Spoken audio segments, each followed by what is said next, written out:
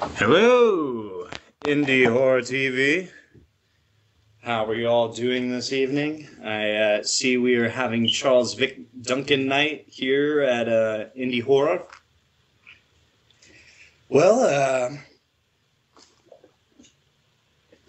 hey, I guess we're live, everybody. As I said, my name is Charles Vick Duncan. I am a local independent film director from Albuquerque, New Mexico. What made me want to direct? Actually, when I was younger, my mom was kind of a little crazy. She drank a lot, and her real big escape besides drinking was movies. She was always really into anything foreign, anything with subtitles, she would grab it, So I was pretty much like an 8-year-old kid watching, Delicatessen or The Cook, the Thief, the Wife, and the Lover. Just really, films that, honestly, probably no mother in their right mind would let their kids sit in the room and watch. But, stuff like that, it always really interested me. Or just basically, what happens, behind the screen or whatever.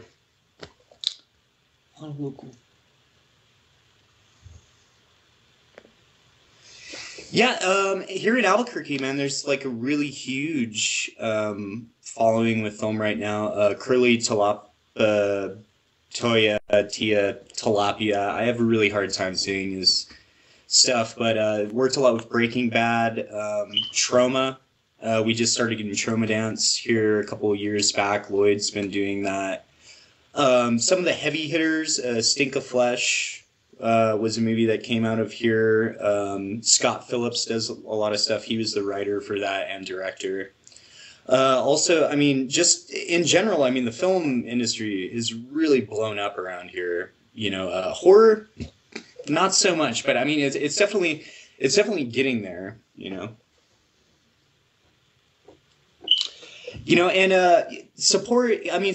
For the most part, there is a lot of support, but I mean, as any independent filmmaker knows, there's always a lot of problems with SAG, stuff like that. I try and stay out of their way. My last film, I had to work with a lot of SAG actors, and it wasn't too bad, but it's definitely a lot of red tape once they become full members.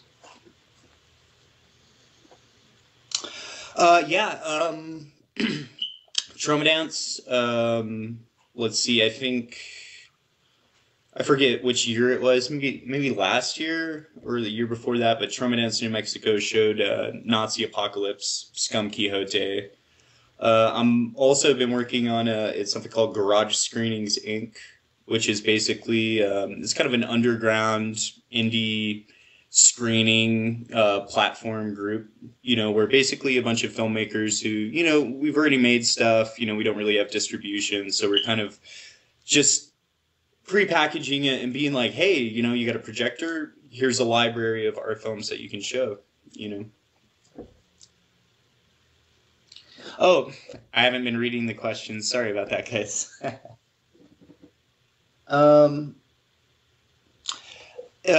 Someone just asked me, do I feel like free distribution has helped me? And honestly, I mean, yeah, in a lot of cases, the internet's kind of, destroyed like a lot of the things we remember, like video stores. That was always a really big part of my life. Like, oh, what's the coolest box? What's this?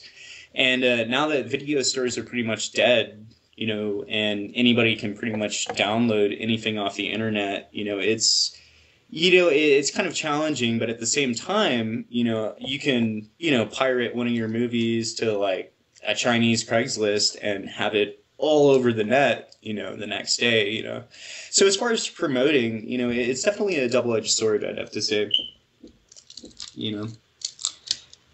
And, I mean, it's definitely helped me with exposure. I mean, I've actually seen bootleg Nazi Apocalypse posters from Russia and, just all sorts of really random stuff that really wouldn't happen if it wasn't for the format of me giving the films away, But, I mean, just like any other filmmaker, I really hope that someday, one of my films will get picked up, even not to make money off of it, just to have, like, the fancy DVD cover and stuff like that, so... Someone just asked me, how am I funded by films? And honestly, it's like we were joking around for a long time, actually saying that we should probably call NA Film Crew by the seat of our pants film crew, because most of it, it's, we dumpster dive a lot of stuff. Everything's homemade for the most part. I do all the special effects. But as far as funding, I mean, my lovely girlfriend and the producer, Teresa, does most of that. I sell art on the streets to do it also. But, it's pretty hairy. The last film we did, Duke City Wicked, was definitely our largest budget on a film. And you can definitely tell compared to the first two films you've seen. But, pretty much wherever we can get the cash, without having to rob a liquor store.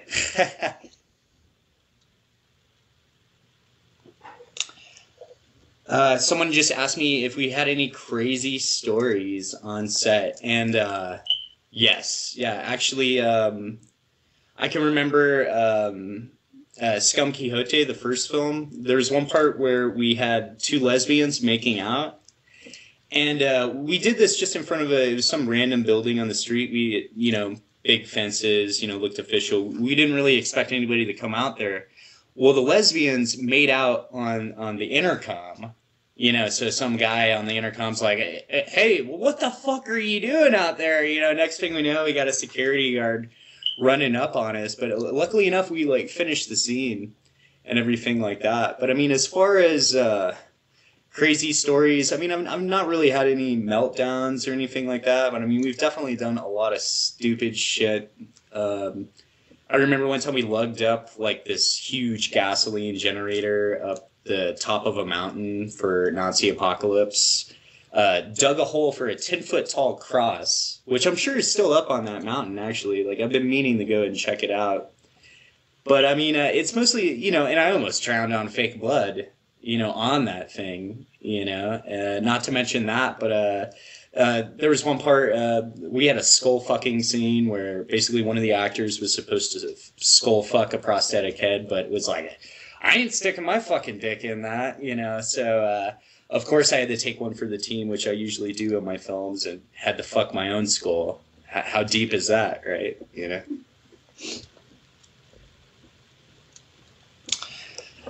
Someone just asked, are there any films that have inspired me? And, pretty much a lot of stuff. Honestly, John Waters, I've always really liked all that kind of old, trashy exploitation cinema. Lloyd's been a big influence on me. It was really nice to work with him in New York and kind of get a real feel for what a big-time B-movie is like. As far as, really growing up, the films that really kind of nailed home for me would probably Reanimator. All the Brian Yuzna stuff for the most part. Favorite Universal monster, Creature of the Black Lagoon. I'm sure a lot of people are on there with me, But pretty much anything that's different. Usually what catches my eye. What I really like is when films aren't pretentious. You know what I mean? You look at a lot of these earlier movies Video Dead, or kind of like that whole VHS nostalgia of oh fuck, I got a video recorder, I can make a VHS movie, and then pretty soon see it on the shelf at my local store, all those movies really hit home for me, even though a lot of them were, aren't really the greatest movie, they had that genuineness to them that you don't see in a lot of Hollywood films, Another perfect, The Dead Next Door, another amazing movie, early George Romero, As far as, someone just asked me if I've seen any independent movies lately that have really hit home, and, I've always been a real big fan of Beelzebub stuff.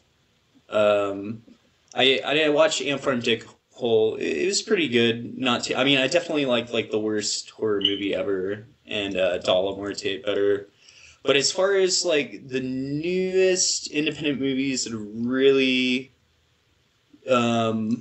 really hit home with me. There's a local person, Brian Unfried, who does video collages basically, but I mean it's all like Satan's Highway, Channel 666.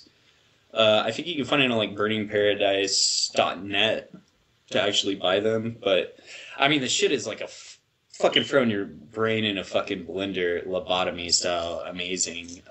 Father's Day, if anybody's seen that, Trauma, Astron 6, I mean that really blew me away as far as newer flicks. I still haven't seen Manborg, meaning to though. You know, and I mean, there's so much independent stuff. It's really, I know Dustin Wade Mills has been on here. I've been meaning to check his stuff out for a second, actually. I just haven't gotten around to buying it, you know. But, you know, really, from the trailers that I've seen from that guy, I mean, it's like totally amazing. You know, yeah, no, he's truly great stuff. You know, I thought it was funny because when I was doing Bath Salts the musical, I finished it and I was like, nobody's ever gonna have an idea like this. And then Dustin Wade came out with Bath Salts Zombies, completely different films. You know, I would say mine's more like, you know, Phantom of the Paradise, you know, with less singing compared to, you know, the punk rock extravaganza that I saw in the trailer for that, which looks amazing. You know, I'd love to meet the guy in person one of these days. And I'm trying to think more independent flicks. You know, it's like, yeah, usually like I end up seeing stuff, you know, kind of on a local basis for the most part. So it'll be like, you know, people I work with, Left 4 Dead, I still haven't seen that, but a Mike West, I work with him on films a lot. He's coming out with that pretty soon, you know. I mean, anything that's good, anything that's got heart, you know. I mean, we all watch movies for different reasons, you know. But I mean, I really find, you know, when that genuineness in a film where you can tell, oh, you know, these cats are really having fun with it. And I mean, honestly, that's what we all look for in a film, is the escape, you know.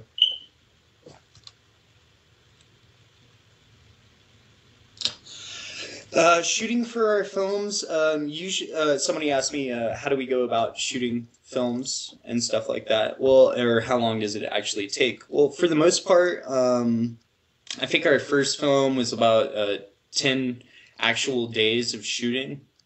And we usually spread that out in a time period of, you know, like 2 months, 3 months, worst case scenario. But at the same time, some of our films, like Bath Salts the Musical or Vick's Vacation Dayton Style, I mean, I think we did Bath Salts in maybe a month, you know, 6 actual shooting days. And then, you know, but that was more kind of like free form. You know, we didn't really have a script or anything. The last film we did, Duke City Wicked, I would say, you know, pre-production and everything else like that. I mean, it was probably maybe like 4 months, maybe 5 months that we actually worked on that. 3 months actually spreading out the shooting dates, and then maybe like a month writing it, you know, almost like a month and a half, maybe 2 post-production. But I mean, compared to the first 2 films that we did, I mean, the last one we did miles away, you know.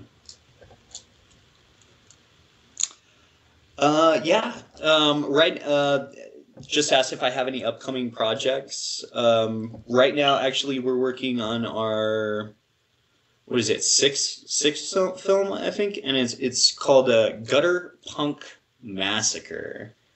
And we're just about to roll in. We're doing our first shot on that on October 27th. And it's kind of loosely in the same world as Duke City Wicked. Like, for instance, we're bringing back the cops from Duke City Wicked, which you'll see later tonight. But I mean, yeah, it's basically, I mean, it's kind of a combination between Bath Salts the Musical and Duke City the Wicked, except way more bloody, way more punk rock, you know, severed penises, you know, fucking people throwing up jizz. Real good time, you know, for the most part, you know. But no, yeah, I'm really have high hopes for it. I just started using basically it's kind of like a ballistics gel instead of latex.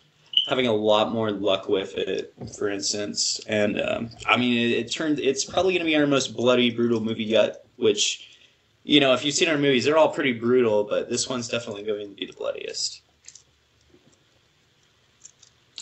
Ooh.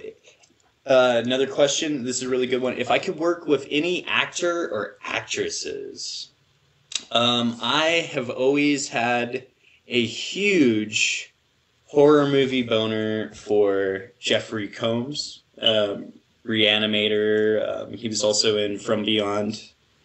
And I mean, fuck, man. Every movie that guy touches is gold. You know, I always see him in a lot of bit parts and stuff, and it kind of, you know, makes me feel a little sad and stuff because, I mean, he really is an amazing actor.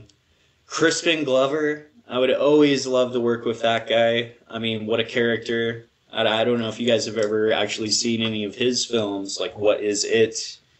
Or really crazy stuff. I mean, the guy seems like a fucking laugh riot. You know, he seems like a really fun guy to hang out with, you know.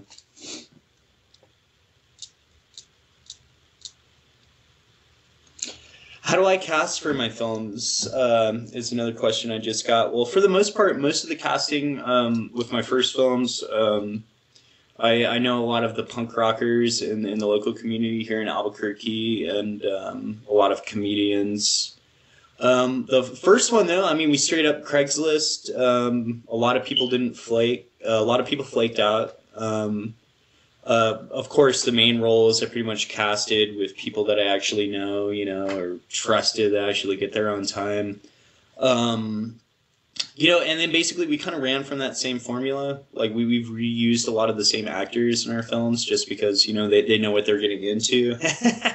You know, and we're like, you know, show up, we're going to get you shitty and bloody. But, I mean, we've tried to do casting the more orthodox way, you know, for certain channels and stuff like that. And, I mean, honestly, you know, it really takes a diehard fanatic, I found, to be in our movies, that somebody that actually loves B-movies. Because I've had a lot of actors laugh in my face and be like, you know, this is crap, you know. But it's really weeding through, you know, who's actually kind of taking it seriously and who's not, you know. Someone asked me if I ever went to film school or did I just pick up and shoot. Honestly, like, I remember the first time I got my camera. My dad died. Mom came into a bunch of money. I was homeless at the time. And my mom, you know, I didn't talk to my mom for like maybe like 6 years or something. And she came up to me and was like, oh, if you talk to me, I'll give you $1,000. So, made her get me a camera. I didn't even use the camera for the longest time, actually. And then finally, one day I met my lovely girlfriend now, Teresa, also my producer, actress in the films also. And, you know, she really was kind of like my rock in the situation and was like, yeah, you can do this, we can do this. And we came out with Nazi Apocalypse. But, I mean, I never went to film school. I didn't. Dude, after we made our first movie, the second one, I actually learned what the presets on the camera were. So, I mean, I literally just picked it up out of the box and started shooting. But I've always kind of had a concept of, you know, films, you know, like a lot of horror fanatics, you know, it was all about, you know, behind the scenes, special effects, you know, all the movie magic sort of sleight of hand tricks that they do, you know, really researched into it because I've always found it, you know, just fucking fascinating, honestly, you know. But I mean, no school or nothing, man. And I say this to most people, you know, honestly, like if you want to make a movie, I mean, just do it, you know. I mean, when I made my first movie, everyone, even the cast in the movie was like, this is going to be awful. You know, I never want anybody to see this, you know, like, you know, everybody shot it down from the beginning, you know, and then even when the film came out, people were like, that was fucking awful, but man, that was amazingly awful. Good job, you know, and they were more receptive to it the second, third, fourth, fifth time around. until we really actually kind of started making solid films. Oh, another great question. Somebody was asking if I could do a remake of any horror movie, what would I do? And it's funny, I was thinking about this earlier. I always thought it would be really cool to redo Driller Killer. Kind of modern day, version. I don't know if they've already done that or not, but I mean, I always thought that would be a really good movie. I love how they do the kind of like RoboCop commercials and all that jazz. It really, it kind of adds to the film, and not to mention that, but the whole, just killing homeless people, crazy artists. I just thought it would be a fun idea for a remake for sure.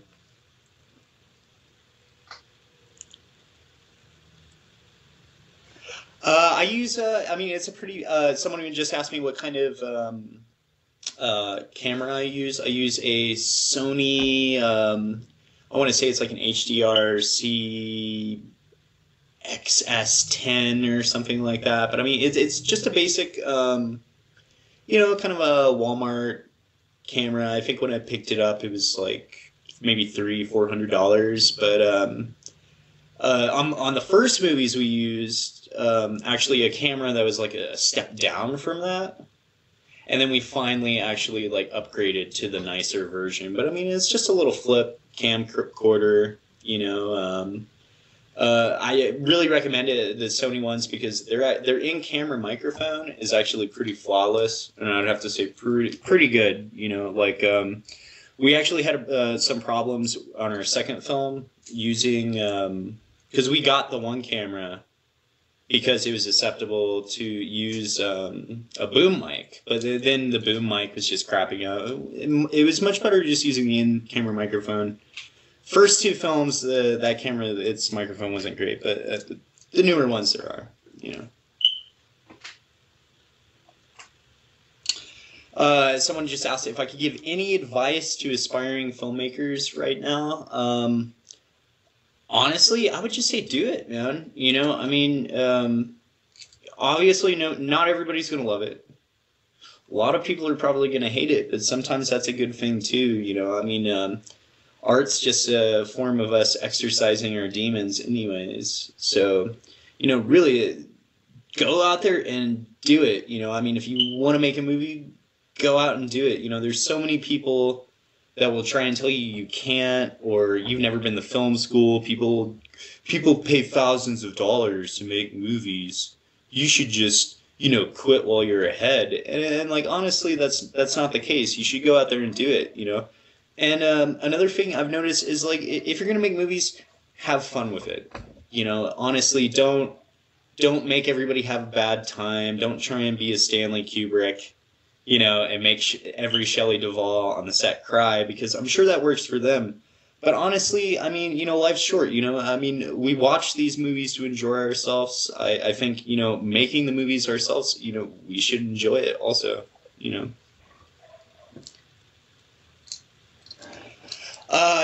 Someone just, is there a good way to stay informed with upcoming projects? Basically, the two best ways, and I'll post up the links after this internet in the chat, but you can go to my YouTube channel, which is youtube.com/user/Vick, like Vick. That's VICKLIKE. Or you can simply go to Facebook and just look up NA Film Crew, which is capital N dash capital A Film Crew. And if you like our a one page or whatever, it has links to all of our previous films, and it talks about our new projects.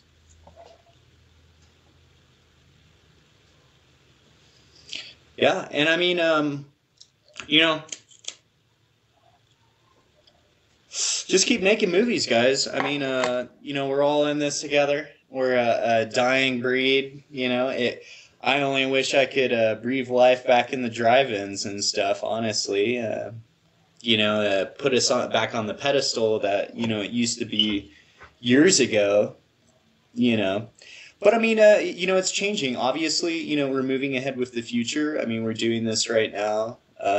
People are still making B movies, and people are still watching B movies. And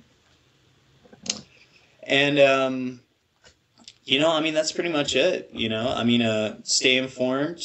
Keep watching this wonderful channel. Me and a lot of other filmmakers from Garage Screening Inc. have been lucky enough to stumble upon indie horror, here we are today,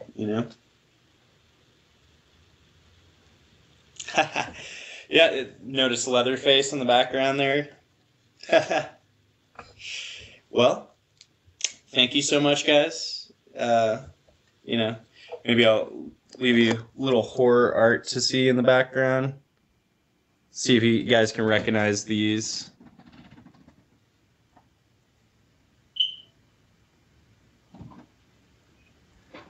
You probably can't see it from there, but let me see 3 horror paintings. Texas Chainsaw, Night of the Demons, and Fright Night.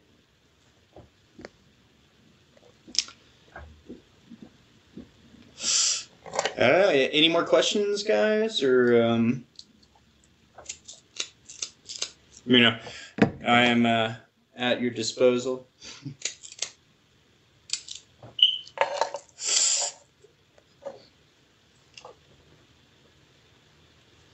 Yeah, thank you guys for having me. I mean, it's really an honor, truly, to be interviewed by a bunch of people who love horror movies just as much as myself. Keep your ear to the ground, guys. And better yet, if you want to get a hold of me, look up Garage Screenings Inc.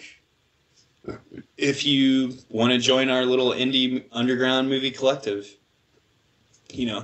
Happily be screening and projecting your film in some small town somewhere, or anywhere. But, yeah.